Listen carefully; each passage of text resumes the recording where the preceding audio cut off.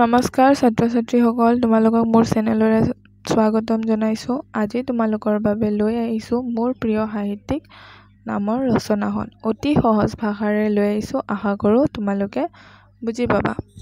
আহা আমি ভিডিঅ'টো আৰম্ভ কৰোঁ। মোৰ প্ৰিয় গ্ৰন্থ। আৰম্ভণি। মই বৰ্তমানলৈকে বহুতো কিতাপ পঢ়িছোঁ। মই পঢ়া সকলোবোৰ কিতাপেই ভাল লগা, কিন্তু সকলোবোৰ কিতাপ মানুহৰ প্ৰিয় হ'ব নোৱাৰে। প্ৰিয় হ'বলৈ কিছুমান নিৰ্দিষ্ট গুণৰ দৰকাৰ, আৰু মই এখন কিতাপ পঢ়িয়ে তাৰ গুণবোৰ বিচাৰি পাইছোঁ। মোৰ প্ৰিয় সেই গ্ৰন্থখনৰ নাম হ'ল মিৰি জীয়ৰী। লিখকৰ পৰিচয়। মিৰি জীয়ৰী গ্ৰন্থখন ৰজনীকান্ত বৰদলৈৰ দ্বাৰা ৰচিত। ৰজনীকান্ত বৰদলৈ এজন সুদক্ষ ঔপন্যাসিক। তেওঁক অসমৰ উপন্যাস সম্ৰাট আখ্যা দিয়া হৈছিল। ৰজনীকান্ত বৰদলৈ দেৱৰ মিৰি জীয়ৰী গ্ৰন্থখনে মোক বাৰুকৈয়ে আকৰ্ষিত কৰিছে। বিষয়বস্তু: মিৰি জীয়ৰী এহাল মিৰি যুৱক যুৱতীৰ কৰুণ প্ৰেম কাহিনী। যুৱকজনৰ নাম জংকি আৰু যুৱতীগৰাকীৰ নাম পানেই। দুয়ো সৰুৰে পৰা বিহুৱে পৰৱে নাচি বাগি ডাঙৰ দীঘল হ'ল।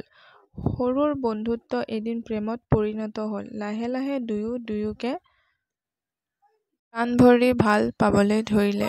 কিন্তু প্ৰসময়ত পানেইৰ বাপেক পানেইৰ বিয়া গাঁৱৰ ল'ৰা কুমুদৰ লগত ঠিক কৰিলে।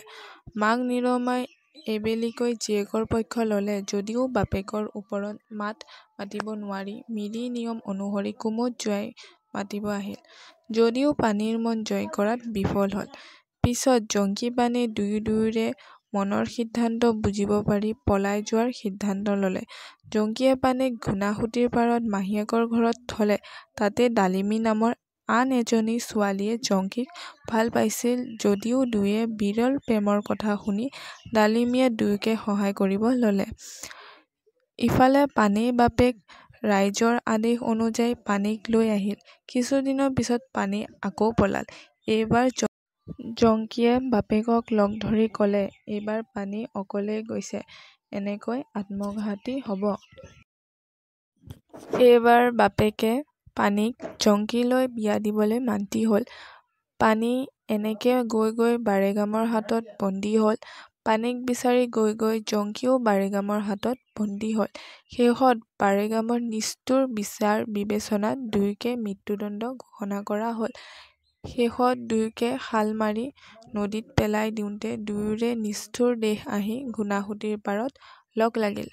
ভাল লগাৰ কাৰণ: উক্ত কাহিনী এহাল মিৰি প্ৰেমিক প্ৰেমিকাৰ প্ৰেম কাহিনী। বৰ কৰুণভাৱে বৰ্ণনা কৰা হৈছে। কাহিনীটোৰ চৰিত্ৰবোৰৰ বাবে মোৰ গ্ৰন্থখন ভাল লাগে। গ্ৰন্থখন ৬-৭টামান চৰিত্ৰ আছে। প্ৰথমে জংকি পানেই এহাল প্ৰেমিক প্ৰেমিকা। দুয়োৱে ইজনে সিজনক প্ৰাণ ভৰি ভাল পায়। দ্বিতীয়তে পানেইৰ বাপেক সমাজৰ নিৰ্দেশ মতে চলা মানুহ। তৃতীয়তে মাক নিৰমা সহজ সৰল মহিলা, কিন্তু পুৰুষৰ ওপৰত মাত মাতিব নোৱাৰে।